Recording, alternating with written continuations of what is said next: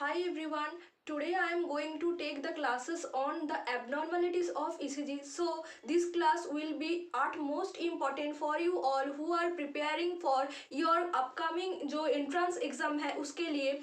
तो please listen to the class carefully and hit the subscribe button because I am going to take classes on more content with easily simplified topic of medicine and surgery. So without any delay, let's start the video. At first we will talk about the P wave abnormalities. पहले देखते हैं कि P wave में क्या क्या abnormalities हो सकते हैं and I am just summarizing up the 5 abnormalities of P wave which is important for you and I am going to simplify this to all of you. ठीक है, तो सबसे पहले क्या है कि P देखो यहाँ पर मैंने जो तुम लोगों को बताई थी कि P wave का जो हाइट है वो 2.5 mm होता है. Less than 2.5 is normal for the P wave height. ठीक है, तो एक जो छोटा बॉक्स है हमारा तो ECG में उसका 1 mm होता है तो वो लेस देन 2.5 mm तो दो छोटा बॉक्स में फिट हो जानी चाहिए. अगर P wave की हाइट इंक्रीज है, अगर जो टॉल टेंटेड P wave हो रही है तो हमारा क्या प्रॉब्लम हो सकती है.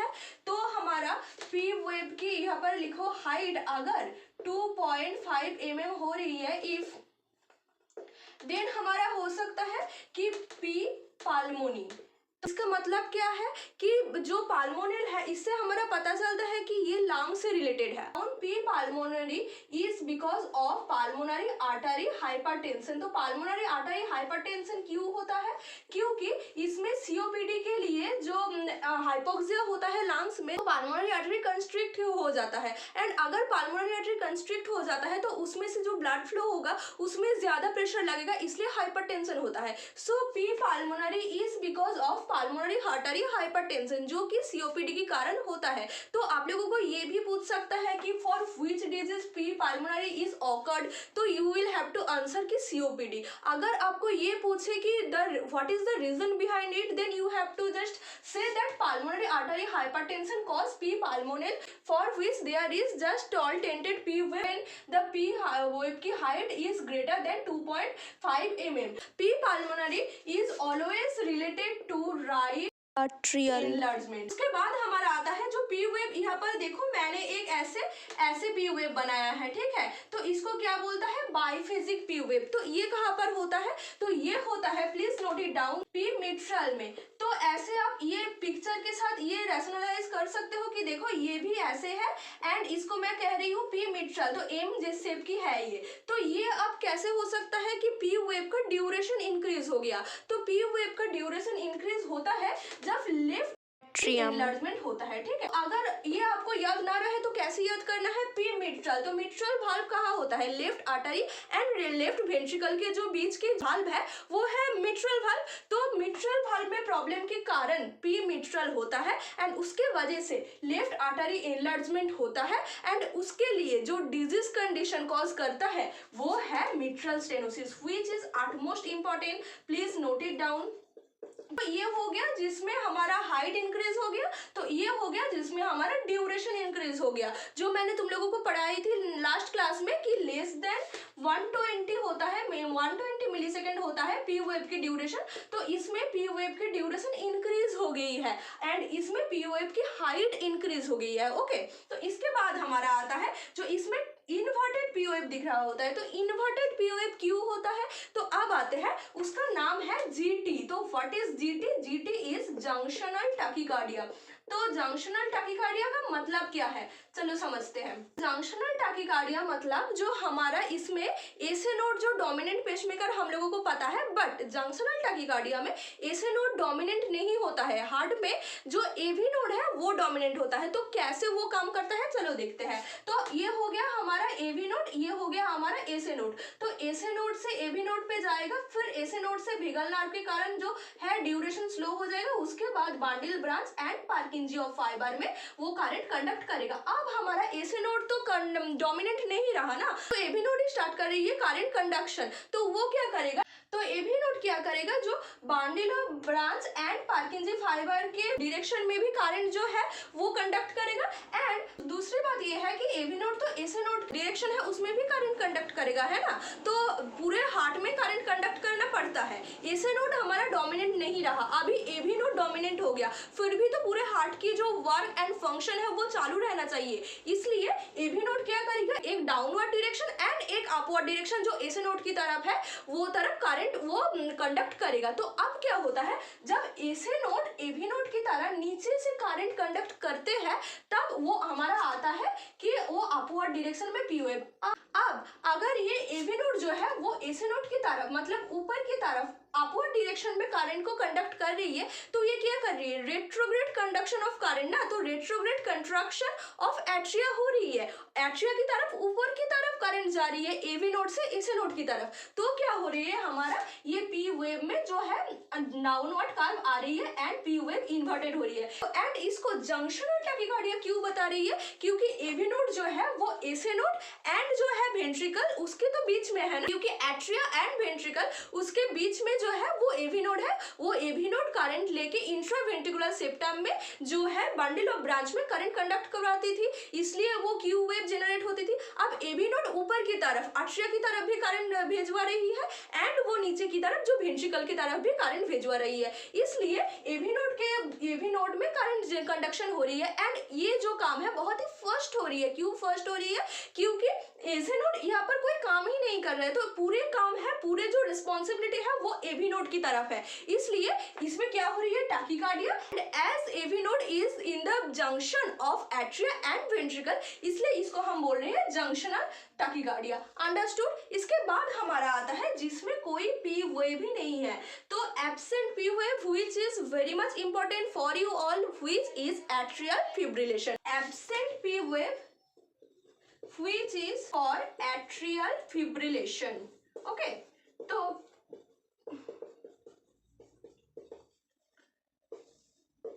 एट्रियल फिब्रिलेशन में क्या होता है, पी वेव ही नहीं दिख सकता है। अगर आप ये डायग्राम मेरे जो है वो देखो, इसमें क्यूआरएस कॉम्प्लेक्स है एंड पी वेव जो देखो वो नहीं है, वो जेनरेटी नहीं होता है, क्योंकि एट्रिया बहुत जल्दी जल्दी ट्विच करती है, तो कंट्रक्शन के टाइम यहाँ पर मेंशन ही हो नहीं पाते हैं, इसलिए एट्रियल फिब्रिलेशन में पी वेव एब्सेंट होती है। एंड इसमें और एक इंपॉर्टेंट चीज है जो आपको याद करना पड़ेगा, जिसमें आर आर इंटरवल जो है अनइक्वल होता है। बाकी सारे हमारे जो है हार्ट की कंडीशन है, ईसीजी वेव्स है, आर आर इंटरवल जो है अनइक्वल होता है, तो यहाँ पर लिख लो अनइक्वल, ठीक है। बाकी हमारे सारे जो हार्ट के कंडीशन है उसमें ना आर आर वेव इक्वल होता है, but in case of atrial fibrillation this is the only one case where P wave is absent and unequal R R interval is present, ठीक है। तो अगर मैं यहाँ पर दोनों आर आर वेव दिखा रही हूँ, तो यहाँ पर भी एक आर वेव मैंने ड्रॉ कर दी है, तो देखो यहाँ पर क्या हो रही है, ये आर आर की गैप एंड ये आर आर की गैप इज अनइक्वल, तो एट्रियल फिब्रिलेशन में unequal R R interval is present. Please note it down and give a star mark in front of it, ठीक है। तो इसके बाद हमारा जो आता है वो है, देखो इसमें पी वेव का मैंने 3 तरह की फॉर्म ड्राइंग की है। इसमें नॉर्मल पी वेव है एंड इसमें क्या है, पी वेव थोड़ा छोटा सा है, इसमें पी वेव थोड़ा हाइट इंक्रीज हो गया है। अगर बार बार कंसिक्वेंटली पी वेव की हाइट और जो ड्यूरेशन है उसमें चेंजेस आ रही है, मल्टीफॉर्म हो रही है, तो इसको हम क्या बोल सकते हैं कि multifocal atrial tachycardia. Please note it down, which is MAT और मल्टीफोकल एट्रियल टैकीकार्डिया। तो इसमें क्या होता है, तो बार बार कंसिक्वेंटली 3 जो पी वेव आता है उसमें हाइट और ड्यूरेशन के चेंजेस देखने को आप सबको मिलेंगे, तो इसको हम क्या बोलेंगे, मल्टीफोकल एट्रियल टैकीकार्डिया। तो ये है summarization of the P wave, this is very much important and examiners favourite, ठीक है। अब हमारा आता है कि पी आर इंटरवल एबनॉर्मेलिटीज। तो मैंने आप लोगों को क्या बताया था, पी आर की जो इंटरवल है जो नॉर्मल होती है, प्लीज नोट इट डाउन कि 120 से वो 200 होता है मिली सेकेंड, जो हमारा नॉर्मल ड्यूरेशन होता है। बट आप यहाँ पर देख सकते हो कि P R interval which is really short. And मैंने आप लोगों को ये भी बताया था कि पी आर इंटरवल का क्या मतलब होता है, कि जो पी वेव की स्टार्टिंग से लेके क्यू वेव की स्टार्टिंग तक होता है, ठीक है। तो अगर वो शॉर्ट है एंड अगर वो प्रोलॉन्ग्ड है, कौन कौन सिचुएशन में ऐसा होता है चलो देखते हैं, ठीक है। तो ध्यान से सुनना, लेट्स नोट इट। फर्स्ट तो हो सकता है इन्फेंट में जो कि फिजियोलॉजिकल है, दूसरा तो हो सकता है प्रेगनेंसी में जो कि हार्ट जल्दी जल्दी बीट करता है एंड टैकीकार्डिया की वजह से होता है, तीसरा तो हो सकता है ग्रेव्स डिजीज में एंड फियोक्रोमोसाइटोमा में हो सकती है, क्योंकि इसमें जो फियोक्रोमोसाइटोमा है उसमें जो कैटेकोलामाइंस है वो इंक्रीज हो जाता है। उसके बाद हमारा होता है एंड ग्रेव डिजीज में जो हाइपरथायरॉयडिज्म होता है उसमें हमारा T4 एंड T3 इंक्रीज हो जाता है, इसलिए ग्रेव्स डिजीज में होता है जो है short period interval and heart जल्दी जल्दी बीट करता है, टैकीकार्डिया होता है एंड फियोक्रोमोसाइटोमा में कैटेकोलामाइन इंक्रीज हो जाती है, इसलिए होता है शॉर्ट पीरियड इंटरवल। इसके बाद हमारा आता है जो कोकेन है, जो कोकेन ले रही है लोग, तो कोकेन इंटॉक्सिकेशन में भी हो सकता है ये। तो इसके बाद हमारा आता है which is most important, Wolff parkinsonism syndrome. तो वुल पार्किंसनिज्म सिंड्रोम क्या होता है, जिसमें हमारा होता है कि शॉर्ट पीरियड इंटरवल एंड उसके बाद हमारा आता है डेल्टा वेव एंड उसके बाद हमारा आता है, तो पहले नोट इट डाउन एंड इसके बाद मैं आप लोगों को समझाऊंगी कि नॉर्मल ये होता है P Q R S and T। तो P Q R S and T and इसके बाद जो हमारा एबनॉर्मल है वो क्या है, ये देखो P इसमें है delta wave R S T, ठीक है। तो यहाँ पर लिखो P Q R S T।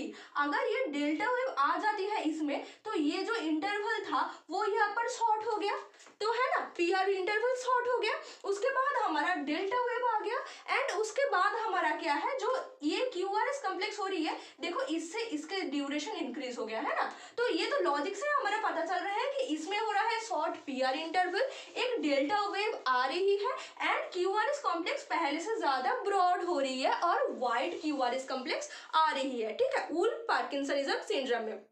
अब ये क्यों हो रही है ये हमें देखना है, तो लेट्स नोट इट डाउन कि पहले हमारा था एसे नोड, उसके बाद हमारा था एवी नोड जिसमें करंट ऐसे स्लो जा रहा था फॉर एवी नोडल डिले, क्योंकि इसमें वेगल नर्व की कंट्रक्शन होती है एंड वेगल नर्व के कारण जो है एवी नोडल डिले होता है व्हिच इज 0.1 सेकेंड। उसके बाद हमारा एवी नोड से जो बंडल ऑफ ब्रांच है उसके लिए क्यू वेव हमारा जो फॉर्म होता है हमारा ईसीजी में, उसके बाद बंडल ऑफ ब्रांच के ये हो गया लेफ्ट फेसिया एंड ये हो गया राइट फेसिया। इसके बाद हमारा आता है Purkinje fiber and Purkinje fiber में हमारा है fastest conduction current and Wolff Parkinson syndrome के टाइम हमारा क्या होता है, इसमें एक और भी है जो वो एक करंट आता है उसको बोलते हैं बंडल ऑफ केंट, ठीक है। पहले हमारा क्या होता था, एसे नोड से एवी नोड में करंट आ गया, एवी नोड से आता है क्या इंट्रावेंट्रिकुलर सेप्टम में बंडल ऑफ ब्रांच में जहां पर क्यू वेव जनरेट होती थी,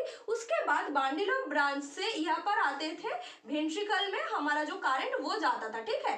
तो पार्किंजी फाइबर से वेंट्रिकल में करंट जाता था, कंट्रक्शन एंड रिलैक्सेशन होता था। But in case of Wolff parkinsonism syndrome वहां पर जो एसे नोड से मतलब एट्रिया से डायरेक्ट करंट जा रहा है वेंट्रिकल में स्किपिंग द एवी नोड, तो एवी नोडल डिले उसमें हो ही नहीं रही है। तो क्यों नहीं हो रही है, क्योंकि यहाँ पर बंडल ऑफ केंट आ गया है। Bundle of Kent is responsible for generating the delta wave, क्योंकि हार्ट जल्दी जल्दी पंप कर रही है, बंडल ऑफ केंट से लेके एट्रिया से वेंट्रिकल तक चली आ रही है, एवी नोड को स्किप कर रही है, ठीक है। तो इसलिए हो रहा है डेल्टा वेव, अंडरस्टूड। इसके बाद हमारा एक और भी चीज जानने को जरूरत है, वो है कि एंजाइटी न्यूरोसिस, जो I can write it here, कि एंजाइटी न्यूरोसिस की वजह से भी हमारा जो है पीयर इंटरवल वो शॉर्ट हो सकता है।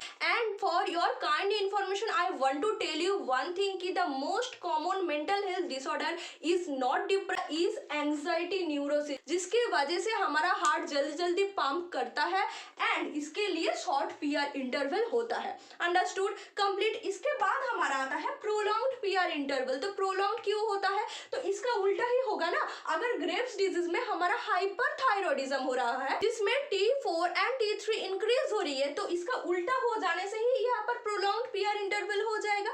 तो कैसे होगा कि यहाँ पर सबसे पहले नोटेड डाउन कि हाइपोथायरॉयडिज्म के कारण यहाँ पर पीयर इंटरवल प्रोलॉन्ग्ड होती है एंड उसके बाद जो एथलीट है उसमें होता है जो प्रोलॉन्ग्ड एक्सरसाइज करता है फॉर लॉन्ग रेस, तो उसके वेगल टोन एक्टिवेट होते रहते हैं, इसलिए उसमें पीआर इंटरवल ज़्यादा होती है एंड हार्ट रेट स्लो होता है। तो यहाँ पर मैं एक रिलेशन बताऊंगी आप लोगों को कि पीआर इंटरवल के साथ हार्ट रेट की क्या रिलेशन है। तो पीआर इंटरवल के साथ हार्ट रेट की है inverse relation, PR inverse heart rate, ठीक है। तो ये आप प्लीज नोट करना, क्योंकि पीआर इंटरवल इंक्रीज होने से हार्ट रेट डिक्रीज होता है। जैसे कि आप यहाँ पर देख सकते हो कि पीआर इंटरवल इंक्रीज हो गई है तो हार्ट रेट हमारा डिक्रीज हो रही है, इसलिए हाइपोथायराइडिज्म जिसमें T4 T3 वो डिक्रीज हो रही है। एथलीट जिसमें वेगल टोन इंक्रीज है एंड वेगल टोन जो है वो एवी नोडल डिले और भी ज्यादा कर देगा एंड हार्ट रेट डिक्रीज हो जाएगा।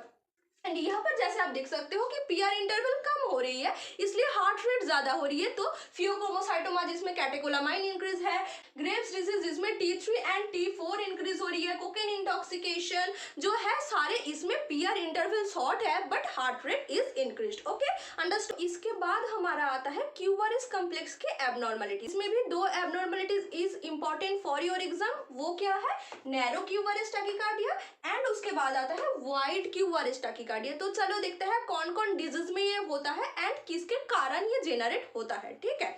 तो सबसे पहले जो नैरो क्यूआरएस टैकीकार्डिया है वो मेनली पैरोक्सिसोमल सुप्रावेंट्रिकुलर टैकीकार्डिया के कारण जेनरेट होता है। तो नोटेड डाउन कि पीएसवीटी के कारण वो नैरो क्यूआरएस टैकीकार्डिया होता है, जो मैं आप लोगों को एक बार फिर से ड्रॉ करके दिखा रही हूँ कि इसमें देखो पी वेव आ गया एंड इसमें जो क्यूआरएस है वो वेरी मच नैरो है, क्योंकि हार्ट जल्दी जल्दी पंप कर रही है एंड वेंट्रिकल में फिलिंग की टाइम ही नहीं दे रही है। तो इसमें जब क्यूआरएस कॉम्प्लेक्स हो गया तो इसमें ना थोड़ा सा ऐसे एसटी डिप्रेशन देखने को मिलेगा। उसके बाद देखो इसमें मैं फिर से ड्रॉ कर रही हूँ क्यूआरएस कॉम्प्लेक्स टैकीकार्डिया, ठीक है। तो आप एक चीज यहाँ पर नोटिस कर सकते हो कि मैंने जब भी ड्रॉ कर रही हूँ तो एसटी डिप्रेशन दिखा रही हूँ and P and T wave यहाँ पर मर्ज हो रही है। इसमें हम ये लिख सकते हैं कि hidden P wave, please note it down. इसमें हम देख सकते हैं हिडन पी वेव। अगर कोई आपको एब्सेंट पी वेव पूछे तो आप बोलना एट्रियल फिब्रिलेशन, बट अगर कोई आपको हिडन पी वेव बोले यहाँ पर हमें पी वेव देखने को नहीं मिल रही है। क्यों? क्योंकि पी एंड टी वेव मर्ज होते जा रही है because of increased contraction of ventricle. जल्दी जल्दी वेंट्रिकल पंप कर रही है इसलिए, बट यहाँ पर पी वेव गायब नहीं है, हिडन है अंडर द टी वेव, ठीक है। तो हिडन वेव में कभी भी एक्चुअल फिब्रिलेशन लिख के मत आना, please mark that it is PSVT, ठीक है। तो पीएसवीटी में और एक चीज मैंने जो आपको ये बोली कि ST depression, slide ST depression देखने को मिलती है and this is very much important. अगर ईसीजी में आप ये देख सकते हो कि ST depression and hidden P wave under the T wave, then you can suggest that there is PSVT. इसके बाद हमारा आता है जो वाइड क्यूआरएस टैकीकार्डिया। तो वाइड क्यूआरएस टैकीकार्डिया किस लिए होता है? तो चलो देखते हैं। जो हमारा एसए नोड है, एसए नोड से एवी नोड में करंट जा रही है एंड स्लो हो रही है for because of AV nodal delay. उसके बाद जो बंडल ऑफ ब्रांच में जा रही है इसके लिए क्यू वेव जेनरेट हो रही है एंड उसके बाद हमारा पर्किंजी फाइबर में जा रही है जो कि फर्स्टेड कंडक्टेड नर्व है।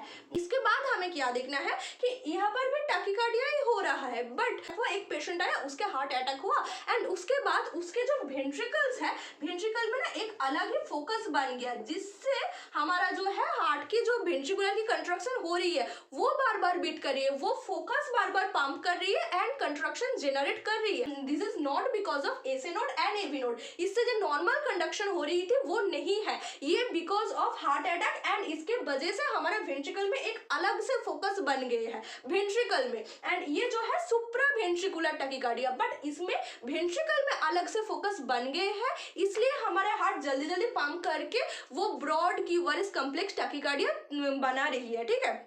तो इसमें जो हार्ट ब्लॉक के कारण और भी जनरेट होती है लाइक मोविज हार्ट ब्लॉक, तो वो मैं आपको बाद में पढ़ाऊंगी, बट ये सिर्फ याद रखना कि इसमें अलग से वेंट्रिकल में फोकस के कारण वाइड क्यूआरएस कॉम्प्लेक्स टैकीकार्डिया जो है वो बन रही है, ठीक है। एंड इसमें और भी एक चीज इंपॉर्टेंट है जो कि ड्रग्स। तो ठीक है, जो ड्रग इसको एग्जाम में आप लोगों को पूछता है कि पीएसवीटी में जो ड्रग दिया जाता है वो क्या है, व्हिच इज मोस्ट इंपॉर्टेंट है एडिनोसिन। एडिनोसिन ड्रग को दिया जाता है एंड इसमें एक और भी चीज पूछता है, कौन सी ड्रग है जिसमें हम नॉर्मल सेलाइन पूछ के साथ दे सकते हैं, व्हिच इट एज एडिनोसिन, जिसमें हम 20 ml लास्ट में नॉर्मल सेलाइन पूछ कर, ठीक है, 20 ml सेलाइन पूछ हम एडिनोसिन के बाद दे सकते हैं इन पीएसबीटी। एंड पीएसबीटी का 1 डिग्री प्रिवेंशन अगर बोले, प्राइमरी प्रिवेंशन, तो हम क्या देंगे, तो हम देंगे वेरापामिल, ठीक है। तो इसके बाद हमारा आता है कि जो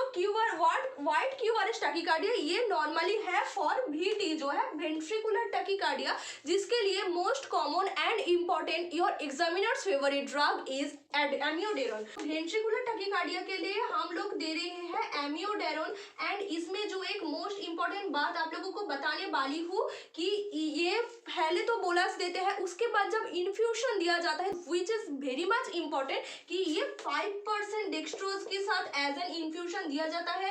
कभी भी क्वेश्चन में नॉर्मल सेलाइन मार्क करके मत आना। तो this is two important thing about this QRS complex tachycardia which is related to drug but important for all of you, कि इसमें जो नॉर्मल वेंट्रिकुलर टैकीकार्डिया है उसमें हम एमियोडेरोन देते हैं, पहले तो हम जो बोलस है वो देते हैं, बट उसके बाद जो इन्फ्यूशन एज ए इन्फ्यूशन देते हैं उसके लिए हम 5% डेक्सट्रोज यूज करते हैं। But in case of paroxysmal supraventricular tachycardia, जिसमें हम एडिनोसिन देते हैं एंड जो फर्स्ट डिग्री प्रिवेंशन के लिए तो वेरापामिल देते हैं, नो प्रॉब्लम, बट जो हम एडिनोसिन देते हैं वो हम जो 20 ml उसके बाद सेलाइन पूछ किया जाता है, ये एक ऐसी एकलौती ड्रग है, ठीक है। तो प्लीज रिमेम्बर। इसके बाद हमारा आता है विच इज मोस्ट इंपॉर्टेंट की ST segment elevation. ST segment elevation को आपको बहुत ही अच्छे से जानना है। तो सबसे पहले हम नॉर्मल ड्रॉ करेंगे एंड उसके बाद मैं आप लोगों को एबनॉर्मलिटीज बताऊंगी। तो चलो let's draw which is P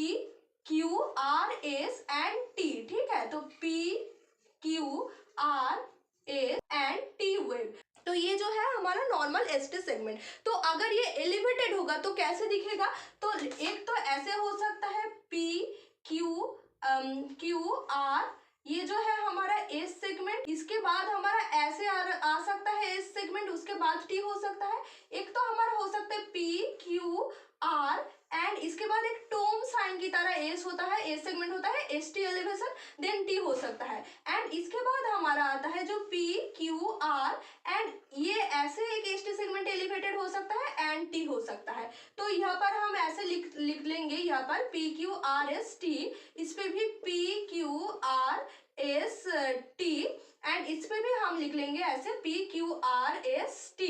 तो इसके लिए हमारा जो डिफरेंस है मैं यहाँ पर आप लोगों को बताऊंगी, which is very much important, कि देखो इसमें जो कॉन्वेक्स अपवर्ड डायरेक्शन में जा रही है एसटी सेगमेंट, ये तो हमारा नॉर्मल एसटी सेगमेंट था ना, है ना। तो उसके बाद हमारा ये जो एसटी सेगमेंट है वो कॉन्वेक्स अपवर्ड, तो ऐसे आप बोल सकते हो ST elevated still convex upwards ऐसे बोल सकते हो। बट ये देखो, ये जो मैंने एसटी सेगमेंट, ये तो ऐसा है, ये मैंने जो एसटी सेगमेंट ड्रॉ की है वो एक होता है ना टोम साइन, जिसपे वो डेड बॉडी को रखते हैं उसके अंदर, तो ये टोम शिफ्ट हो गया। तो ये दोनों अगर आए एग्जाम में और ईसीजी में, तो हम क्या बताएंगे, this is due to MI, myocardial infection, which is ST elevated MI, ठीक है।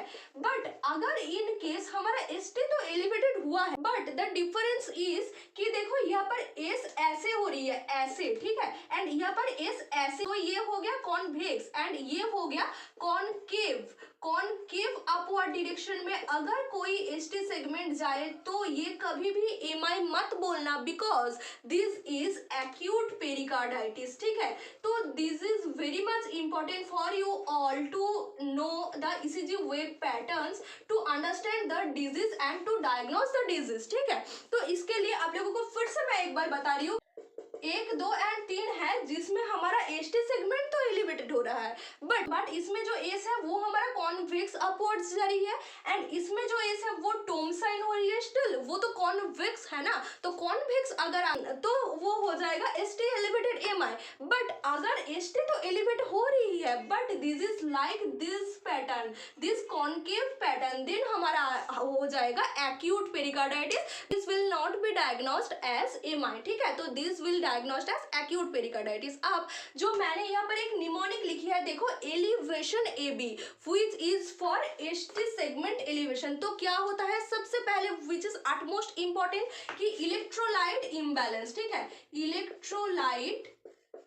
Note it down, electrolyte imbalance. तो इलेक्ट्रोलाइट इम्बैलेंस में क्या होगा, पोटेशियम इंक्रीज होगा, तो हमारा यहाँ पर ST सेगमेंट एलिवेटेड दिखेगा, ठीक है। उसके बाद हमारा आता है L for left bundle branch block. This is not much important but I am telling you due to my mnemonics, ठीक है। उसके बाद हमारा आता है ई फॉर हमारा आता है अर्ली रिपोलराइजेशन, मतलब ये नॉर्मल है, ठीक है, अर्ली रिपोलराइजेशन। तो इसमें क्या होता है, नॉर्मली ST सेगमेंट एलिवेटेड होता है, घर में बैठे हैं कोई, सपोज हम और तुम जैसे जो है हेल्दी पीपल उस वो जैसे होते हैं, but still there is ST segment elevation and please don't compare it और mix it up with MI और any other like acute pericarditis, please don't, because this is normal, ठीक है। इसके बाद हमारा आता है जो VA, तो इसको हम ऐसे लेंगे which is ventricular aneurysm।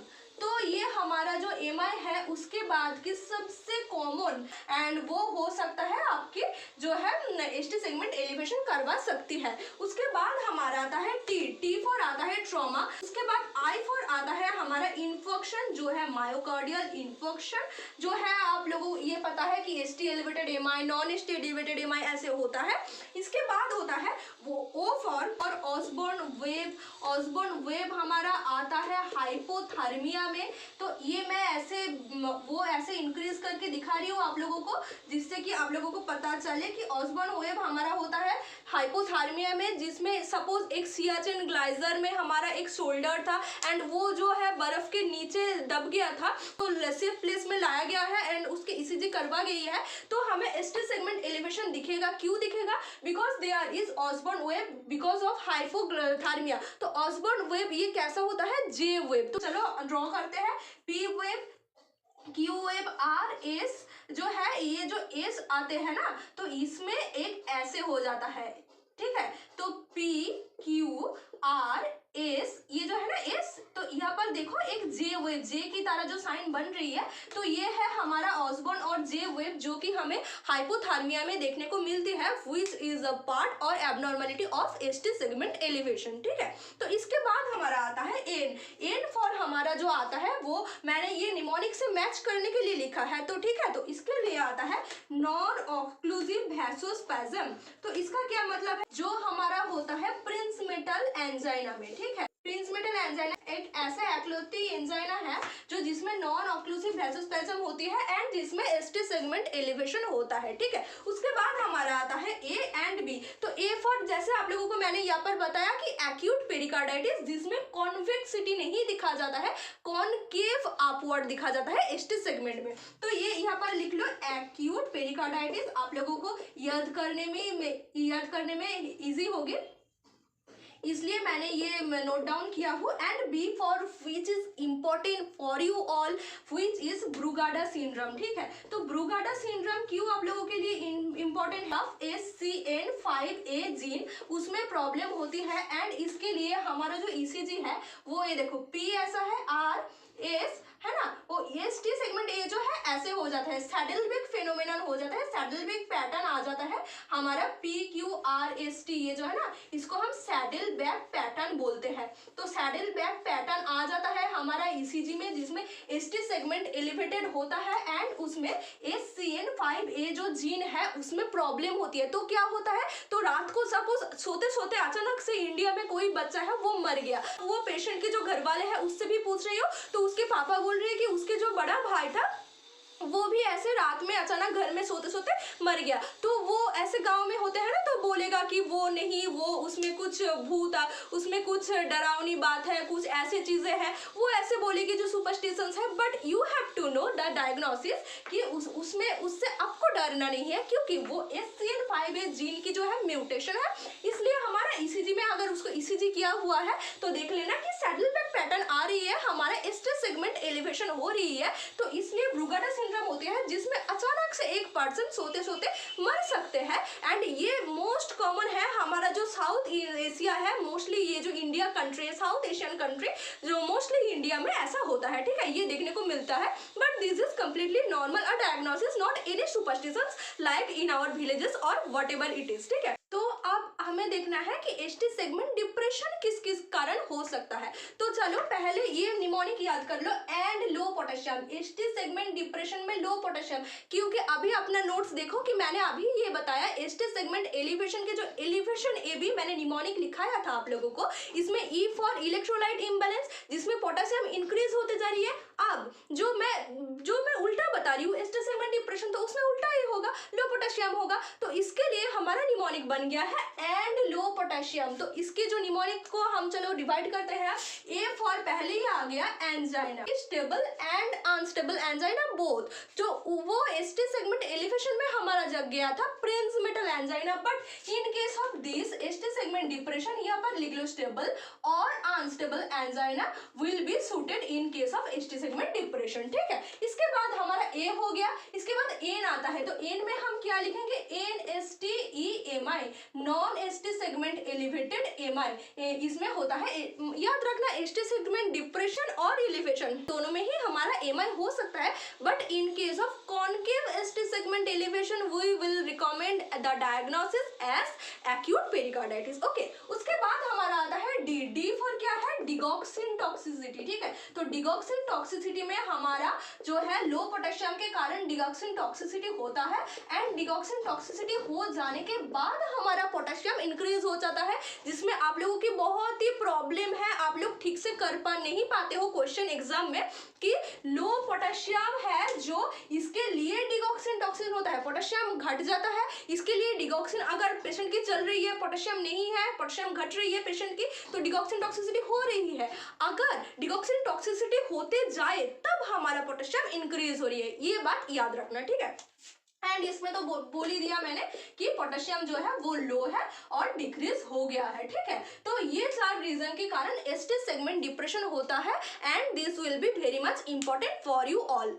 अब हमारा जो आता है वो है क्यूटी इंटरवल, जो है उसके जो चेंजेस होता है, तो वो कैसे होता है। तो सबसे पहले आप ये नोट डाउन कर लो कि क्यूटी इंटरवल के साथ एक चीज का रिलेशन है, वो है हमारा कैल्शियम, जो कि क्यूटी इंटरवल के साथ इनवर्स रिलेशनशिप में है, ठीक है। तो क्यूटी सेगमेंट और QT interval increase, calcium decrease होगी। अगर कैल्शियम इंक्रीज हो रही है तो क्यूटी सेगमेंट डिक्रीज हो जाएगी, ठीक है, क्यूटी इंटरवल डिक्रीज हो जाएगी। तो ये क्या है, पहले तो हम देखेंगे हाइपोकैल्सीमियम। तो अगर मैं बोलूं कि कैल्शियम घट गई है तो क्यूटी इंटरवल इंक्रीज हो जाएगी। हाइपोकैल्सीमिया में क्यूटी इंटरवल इंक्रीज होती है, जिसमें देखो एक ट्विचिंग किया जाता है, एग्जामिनेशन होते हैं ना जो क्लिनिकल सेटिंग्स में, कि जो पेशेंट की पैरोटिड ग्लैंड के जो एंटीरियर बॉर्डर है उसमें ट्विचिंग अगर किया जाता है, उसमें से फेशियल नर्व रेडिएट होता है, ठीक है। तो फेशियल नर्व के वजह से उसमें ट्विचिंग होने की वजह से कॉन्ट्रैक्शन होती है, तो वो हम बोलते हैं चॉपस्टिक साइन। तो please note it down as chopstick sign, ठीक है। तो चॉपस्टिक साइन में क्या होता है, जो हमारा पैरोटिड ग्लैंड है उसमें अगर जो एंटीरियर बॉर्डर है उसमें हम जो प्रेशर इंक्रीज करें, तो हमारा जो फेशियल नर्व पैरोटिड ग्लैंड के एंटीरियर बॉर्डर से जो इनर्वेट हो रही है, तो उसमें से ट्विचिंग होता है, कंट्रैक्शन होता है। वो किस लिए होता है, कैल्शियम डिक्रीज हो जाता है, हाइपोकैल्सीमिया, यहाँ पे कि हाइपोकैल्सीमिया में ये होता है, ठीक है। और अगर किसकी जो हाइपर कैल्सीमिया में क्या देखने को, ये 1 नंबर दे दो, यहाँ पर 2 नंबर दे दो कि हाइपर कैल्सीमिया। तो हाइपर कैल्सीमिया में हमको क्या देखने को मिलेगा, हाइपर कैल्सीमिया में जो रेनल स्टोन बार बार होती जा रही है, एक बार नहीं 1 2 3 बार होती जा रही है, किडनी स्टोन और रेनल स्टोन जो है, तो उसमें क्या हो रही है, कैल्शियम डिपोजिट हो रही है। तो ये हाइपर कैल्सीमिया में होगा, जिसमें हमारा क्यूटी है जो है शॉर्ट हो जाएगा, क्योंकि ये इनवर्सली प्रोपोर्शनल है ना।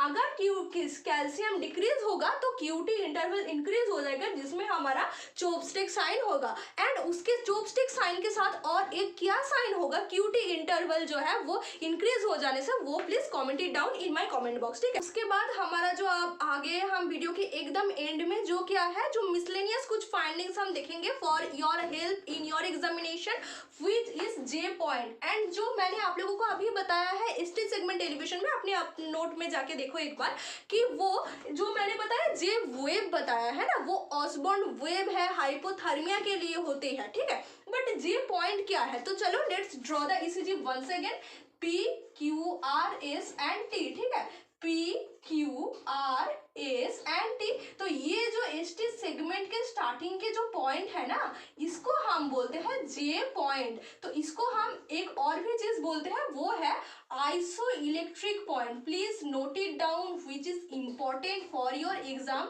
कि जे पॉइंट का मतलब होता है iso electric point, but J wave का मतलब होता है हाइपोथर्मिया। उसके बाद आता है एप्सिलॉन वेव, तो ये नोट इट डाउन, तो ये लिख लो कि एप्सिलॉन वेव का मतलब एरिथमोजेनिक राइट वेंट्रिकुलर डिस्प्लाजिया होता है, ठीक है, एरिथमोजेनिक राइट वेंट्रिकुलर डिस्प्लाजिया।